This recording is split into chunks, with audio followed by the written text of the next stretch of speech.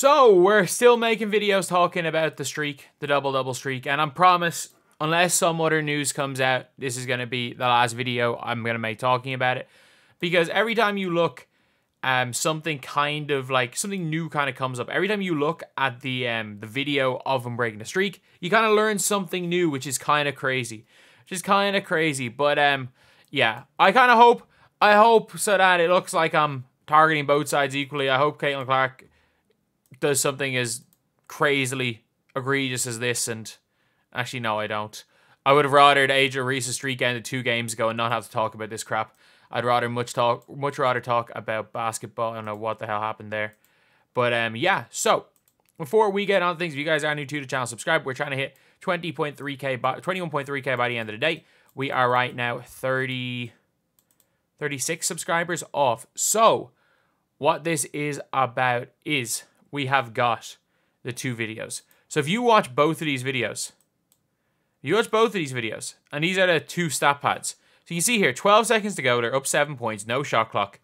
Tina Charles is not playing defense. They are not playing defense with Chennedy Carter.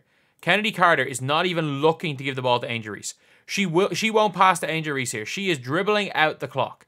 No ifs, ands, or buts about it. Chennedy Carter is dribbling out the clock. She sees Angel Reese. She's like, nah. I'm going to go. And this is, again, somebody that's, to be fair, when it comes to Chennedy Carter, she's someone who does have a microscope under her.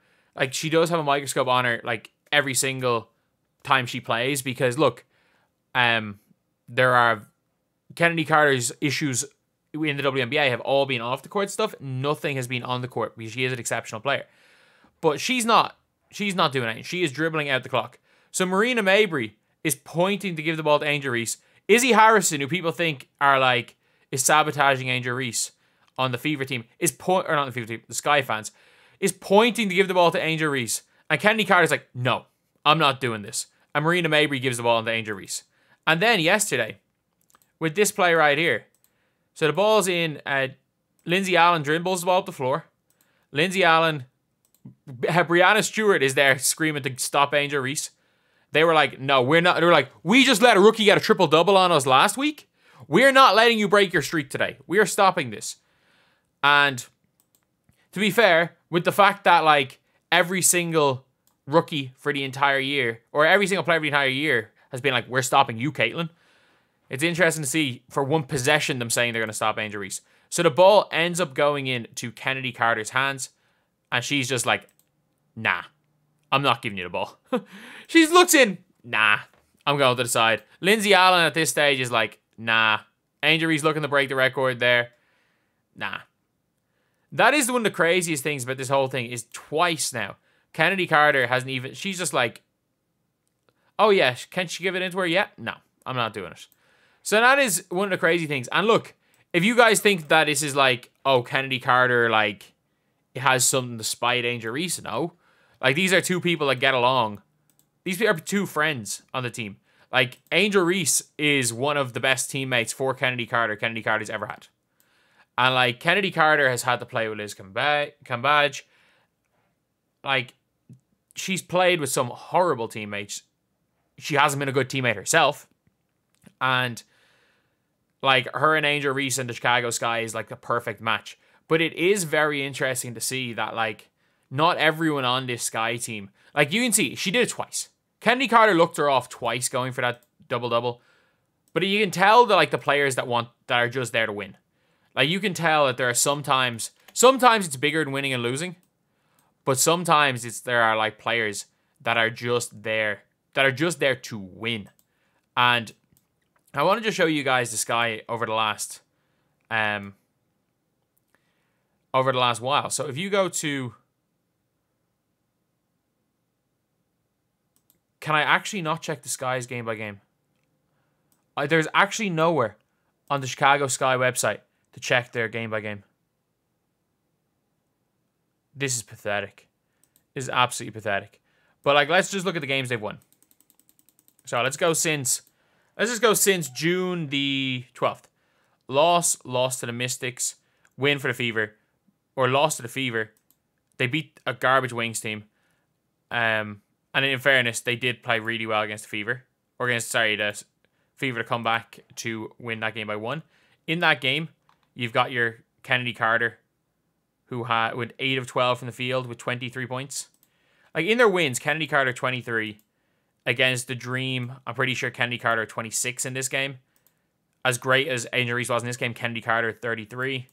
And again, down the stretch, it's Chennedy Carter that's winning these games. The Atlanta Dream game is just an awful game. That was just two teams trying to do their best job. Like, if you watch that Atlanta Dream game, that was two teams trying to hand the other team the game. That was a terrible game, both sides. But, like, you could tell that, like, Chennedy Carter is just out there to win. But at the same time, look, I like that the streak is over. I like the streak is over so that we can stop pretending like 10-10 is more impressive than... Let's just say, again, Angel Reese was 29-9. If they didn't count the rebound, they shouldn't have counted where she stepped out of bounds. We can stop acting like 10-10 is like 10-10 while not playing defense, while not rebounding, and on 16 shots is impressive. Say not even rebounding. Say not like, I don't know why I said not rebound. She always rebounds, but she stopped playing defense during the end of that streak. So at least we can finally see Angel Reese focus on playing basketball again. When Angel Reese focuses on playing basketball, she's superb. She is absolutely superb. Once she's when she is focusing on doing what she's good at, she's brilliant. When she is focusing on other stuff and trying to buy into the media, and that's what I always said. I always said when Caitlin Clark, or when Angel Reese focused on the rivalry with Clark, she's terrible. Like, obviously they won in LSU. They won in LSU, that whole thing happened. And then the next year where it was like, Angel Reese was better as a junior than as a senior. And then in the championship, they went and lost. They lost in the tournament to Iowa the next year. I know Angel Reese went down, but like they were down when Angel Reese got hurt. But yeah, it is what it is. It is what it is. So yeah, I actually think that this clip right here, in a lot of people's eyes, has lost Angel Reese. It's lost Angel Reese. A lot of the casual basketball fan is going to see this, and everybody knows there's an unwritten rule in basketball. If you're down 14 with 20 seconds to go, you are dribbling out the clock. Especially about the record. Like, we can't forget how much Jamal Murray got killed for shooting a shot in garbage time to try to get his first ever 50-point game in his career. We can't forget how bad that was. But there's still a lot of the season to go. I think if the Fever win today, I think it might be done.